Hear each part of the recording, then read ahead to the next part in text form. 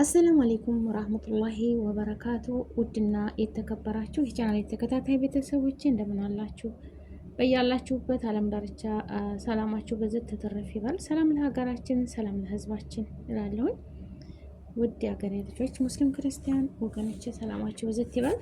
አንድ ነገር ዛሬ ፌስቡክ ላይ አይቼ ማለት ነው። ይሄ ወንድማችን በተለይ ብዙ ነገር ያመጣል። ጥሩ ነገሮች ለሰው ጥንቃቄ እንዲያደርጉ ማለት ነው። እና እኔም የተገረምኩበት ነገር ሁለት ባለትዳር ናቸው። ሁለት ወንዶች አሉ፣ ሁለት ሴቶች አሉ እና ልጆቻቸውን ይዘው ፋርማሲ ውስጥ ይገባሉ ማለት ነው። ፋርማሲ ውስጥ ገብተው ልክ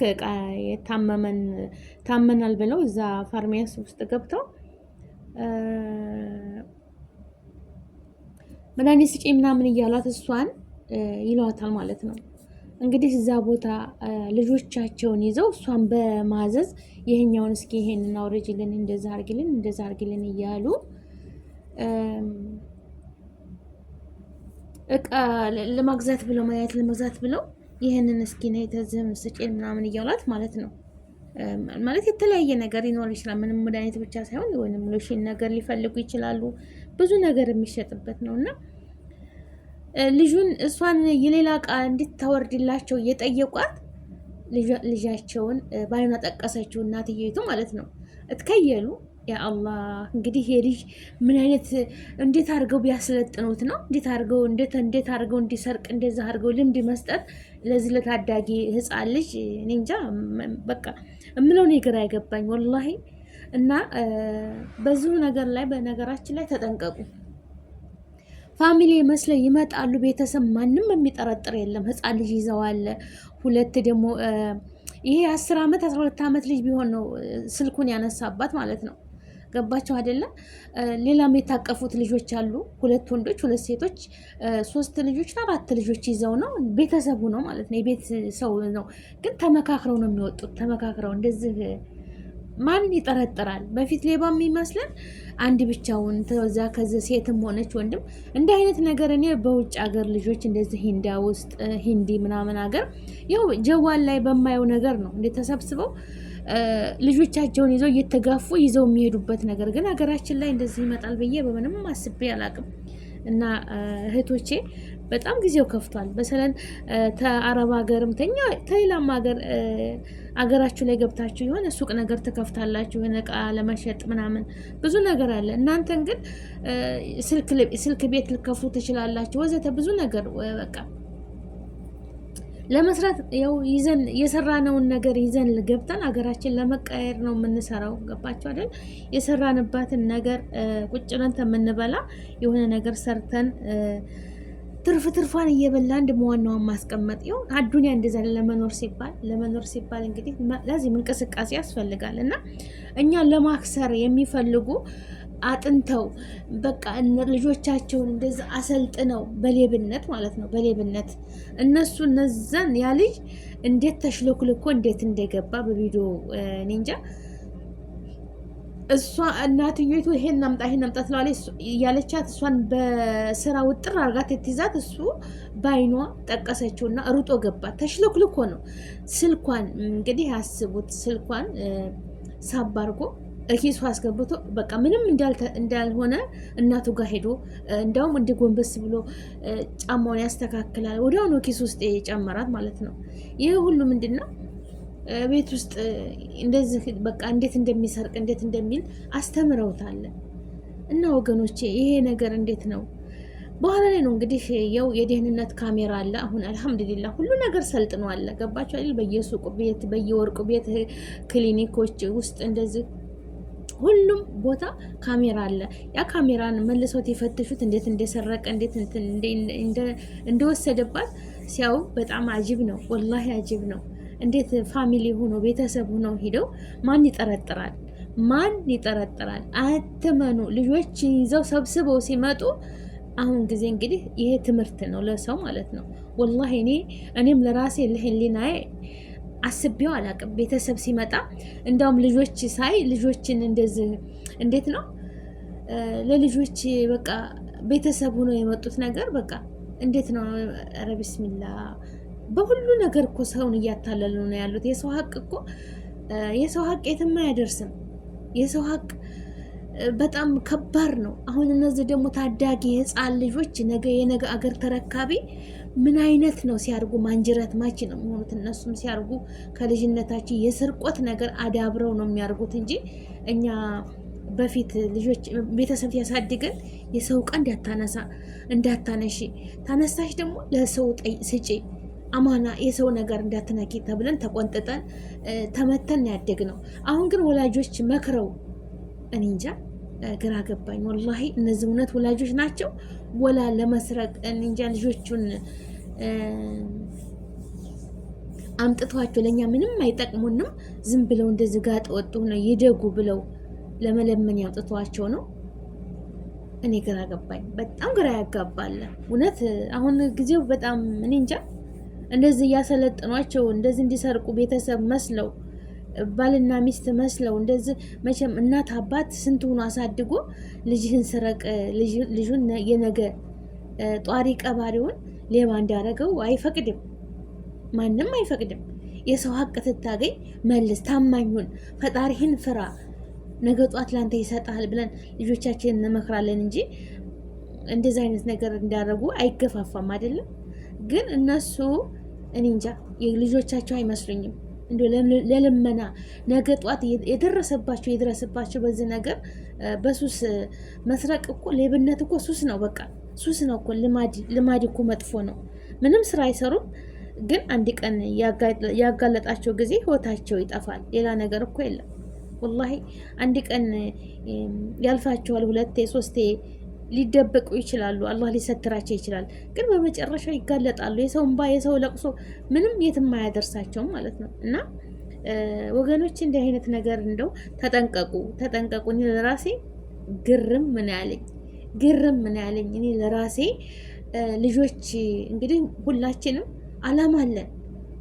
በአረብ ሀገር ተንከራተን ገብተን የሆነ ነገር ለመክፈት የሆነ ነገር ለመስራት እናስባለን። እኔ ራሴ አስባለሁ። መቼም የያዝናትን ይዘን ቁጭ ብለን በልተን አንጨርስም አይደለም።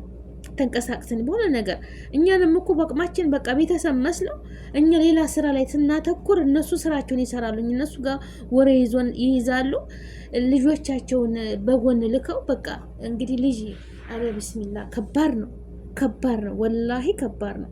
እናትየቱ በአይኗ ትጠቅሰው እንደዚህ በአንገቷ ዙራ ሄድ ስትለው ያሳያል ካሜራው ላይ ማለት ነው። ሄድ ያለችው ቶሎ ገባ ወደ ሂሳብ ቦታ ብር በምታስቀምጥበት ወንበሩ ላይ ቁጭ ብላ ሂሳብ የምታረግበት እሷ ልጅቷ ገብቶ እዛው ውስጥ ነው። እኔ ገር ሙምኪን መሳቢያውን ቆልፈዋለች። መሳቢያውን ስለቆለፈችው ፊት ለፊት ያገኘው ስልኳን ነው። ስልኳን ቻርጅ ላይ አድርገዋለች። እዛ ንቅል አድርጎ ነው ኪሱ ያስገባው ማለት ነው። እንግዲህ ውድ ስልክ ሊሆን ይችላል አይታወቅም። አነስተኛም ስልክ ቢሆን ጉዳት ነው አይደል? እና እህቶቼ ተጠንቀቁ፣ ወላሂ ተጠንቀቁ። ይሄ ነገር እንደዚህ ፋሚሊ ሆነው መተው ገበያ ውስጥ ሱቅ ውስጥ እንደዚህ ምናምን ጥንቃቄ ደግሞ አንድ ብቻ አትሆኑ፣ ሁለት እንደዛ ሆናችሁ የሆነች ሱቅ እንኳን ስትከፍቱ ሁለት እንደዛ ሆኑ። አንደኛው ሲያስተናግድ ሲያይ አንደኛው እቃውን መጠበቅ አለበት። እውነቴን ነው የምላችሁ። አለበለዚያ አንድ ለአንድ እንደዛ ግር ብሎ ሲመጡ ፊት ለፊታችሁ ያለውን ነገር መቆለፍ፣ ስልካችሁን በኪሳችሁ መያዝ፣ በቃ የብር ማስቀመጫችሁን ቆልፋችሁ ቁልፉን በኪሳችሁ ያዙ። በቃ አትመኑ። እኔ እንጃ በጣም ሌብነት እንደዚህ በጣም እየተስፋፋ ነው። ወርቅ ቤት ይገባሉ፣ ወርቅ ያስወርዳሉ። ይሄን አምጡ ሲሏቸው በስራ ውጥር ያደርጓቸውና እነሱ በጎን ወደ ኬሳቸው ያስገባሉ ማለት ነው። እና በጣም ከባድ ነው ወላሂ ላዚም። እኔ የገረሙኝ የልጆቹ አዋቂዎችስ እሺ ማለት ነው። እነዚህ አይምሯቸው ያልበሰለ ገና ጥሬ አበባ ልጆች ዛሬ ይሄንን ማስተማራቸው ከባድ ነው ወላሂ ከባድ ነው ማለት ነው። ይሄ የልጅ ነገ ጧት እንግዲህ የ10 ዓመት ልጅ ቢሆን ነው ወላሂ የ10 ዓመት ልጅ ቢሆን ነው ይሄ ልጁ ማለት ነው። ቅልጥፍናው ሩጫው ማለት ነው። በቃ ምንም እንዳልተፈጠረ ኪሱ አስገባ። በቃ እናቷ አጠገብ ቁሞ ምንም እንዳልተፈጠረ ሆነው የያዙትን ይዘው ወጡ። ያው እንግዲህ ገና እየተፈለጉ ነው። ቢገኙ ደስ ይላል። እንደ አይነት ነገር በጣም ከባድ ነው ወገኖቼ ማለት ነው። እንዲህ አይነት ነገር በጣም ያስጠላል።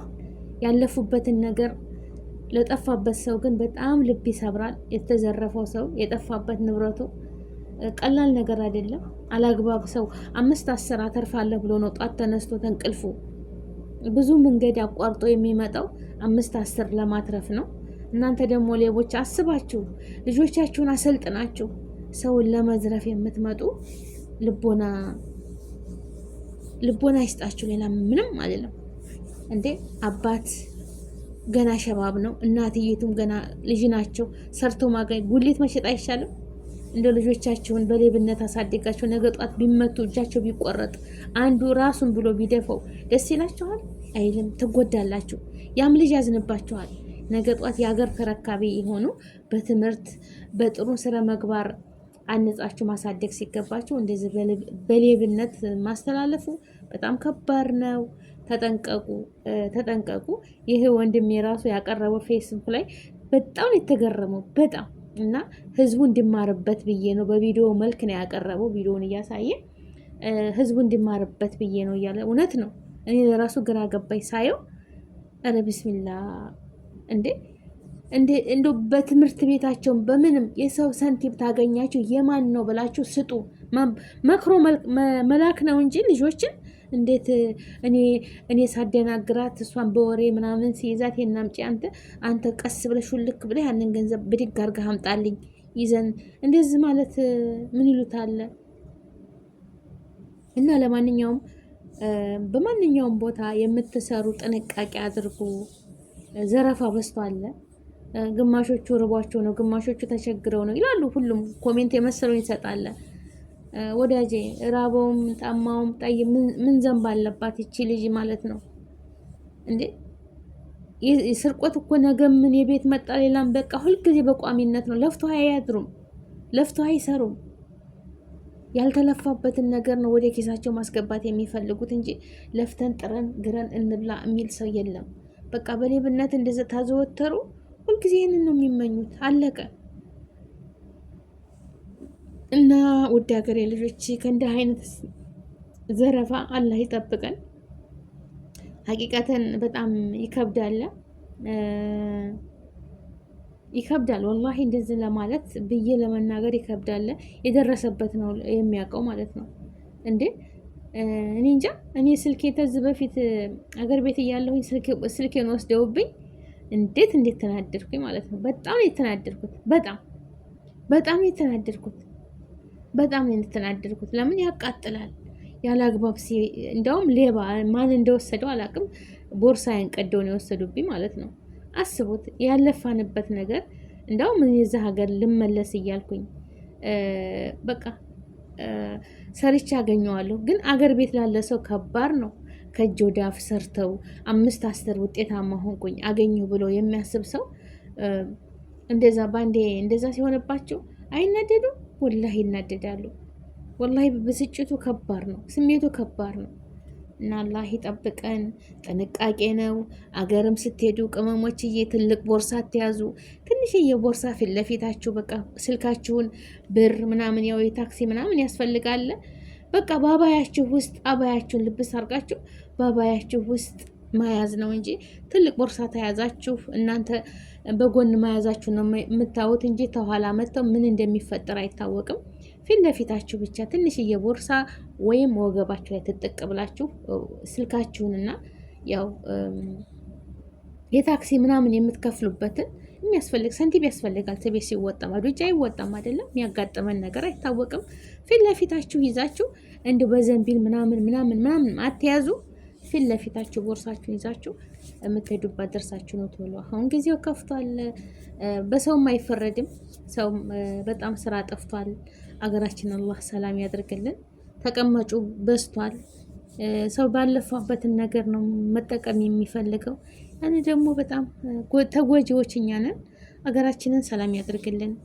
ሁሉም የአላህ የረዝቀው አላህ የረዝቀው። የሰው ሀቅ ተመውሰድ ተረዝቆ መኖር ይሻላል ከሁሉም ነገር ማለት ነው። ለፍቶ ማደር ለራሱ ጥበብ ነው። በላቡ አንድ ሰው ታደረ ጥበብ ነው ወላሂ። የሰው ላብ፣ የሰው ሀቅ፣ የሰው ንብረት መውሰድ ለጊዜ ይጠቀማሉ እንጂ እሳት ነው ለመቼም አይጠቅሙም። ግን ለጊዜው ሊጠቀሙ ሊበሉ ሊደሰቱ ይችላሉ። እመኑኝ መጨረሻው እሳት ስለሆነ ምንም ጥቃም የለውም፣ በረካ የለውም። ለፍተን ያገኘናት ትንሽም ብኮን በረካ አላት። ብንበላውም ብንጠጣውም ብንሰድቀውም ለሰው ለራሳችን እርካታ ነው እንጂ ምንም ተጸጸት የለውም። ግን የተሰረቀ ነገር ሁልጊዜ ጭንቀት፣ ሁልጊዜ በረካ የለውም እና አላህ ሐላላችንን ያብቃቃን፣ ሰርተን የምናደርገን አገራችንን ሰላም ያደርግልን፣ ከመዘረፍ ደግሞ ይጠብቀን፣ ከመዘረፍ ይጠብቀን። ላይክ ሸር አድርጉ። ሰላም አለይኩም።